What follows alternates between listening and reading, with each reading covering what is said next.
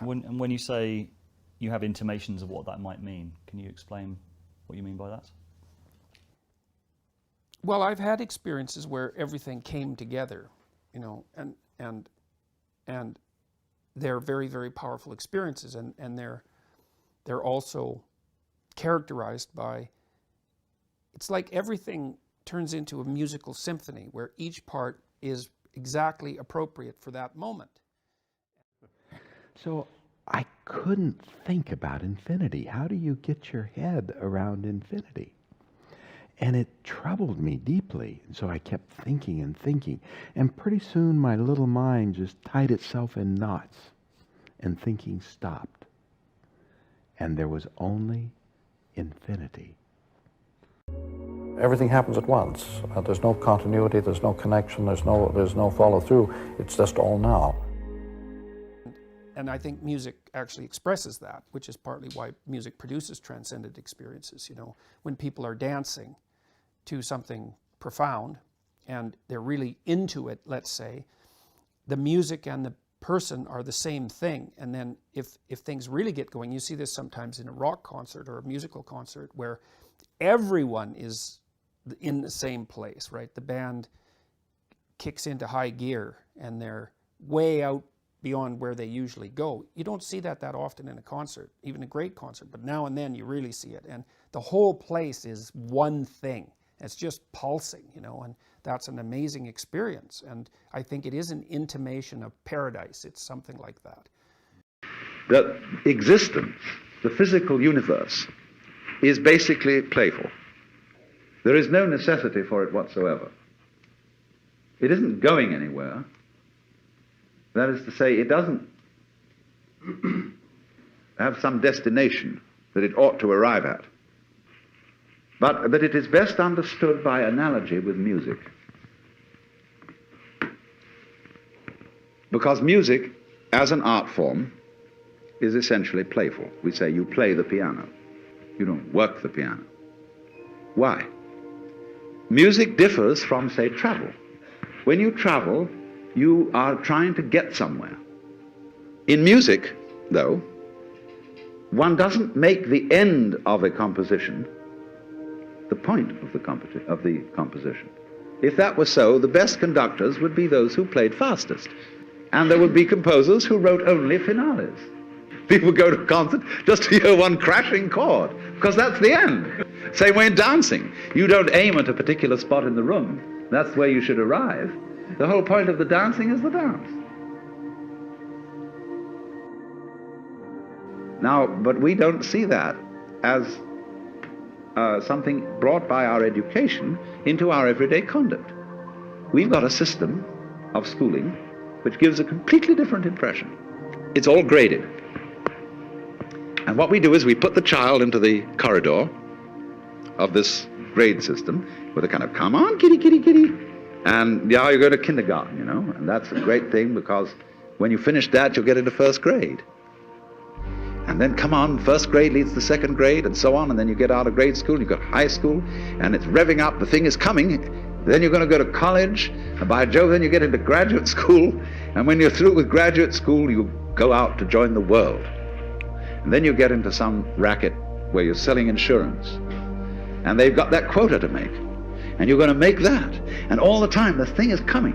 It's coming, it's coming, that great thing, the success you're working for. Then when you wake up one day about 40 years old, you say, my God, I've arrived. I'm there. And you don't feel very different from what you always felt. Look at the people who live to retire and put those savings away. And then when they're 65, they don't have any energy left, they're more or less impotent, and they go and rot in an old people's senior citizens community. Because we've simply cheated ourselves the whole way down the line.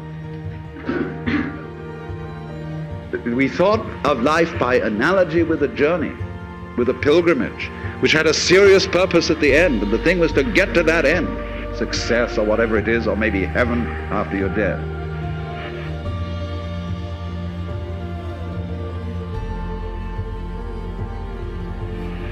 But we missed the point the whole way along. It was a musical thing, and you were supposed to sing or to dance while the music was being played.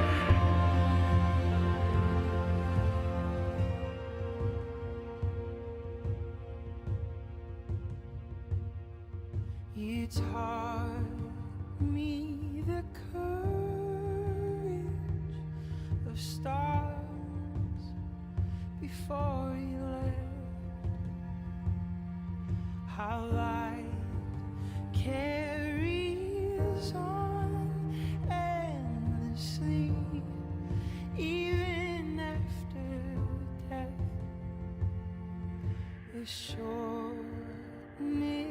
of breath, I'll explain the infinite. How rare and beautiful it truly is that we exist.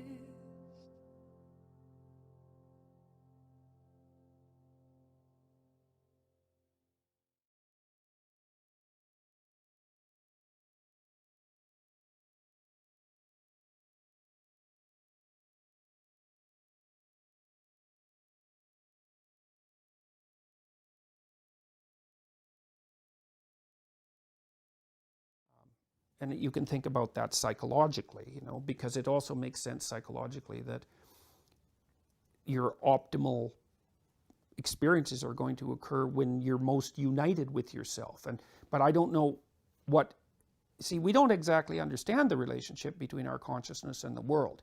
The materialistic notion is that everything is deterministically causal, essentially. It's a Newtonian view. It's also not true, but we know that it's factually not true. But apart from that, or it's, I shouldn't say that exactly, but at the very base of things, determinism isn't the operative mechanism. And I think things are too complex actually to be strictly determined. And it does look to me like we negotiate through that complexity. But when we're at our best, when we're integrated completely, and there's an effect of that integration in principle on what we would normally regard as external reality. Because external reality can line up with that integration as well, and so-called external reality. And I think people probably experience that when they have peak sexual experiences with someone, you know, where there's real intimacy because they're in the same place at the same time and everything comes together for that moment, you know. Maybe literally. Yes, literally, right. And Wait a minute, take your arm, then use your palm. Stay on the scene, like a sex machine, see just dancing. You got to have to feel it. Sure the bone, get it together, right on, right on. I also don't think that linguistic usage is chance.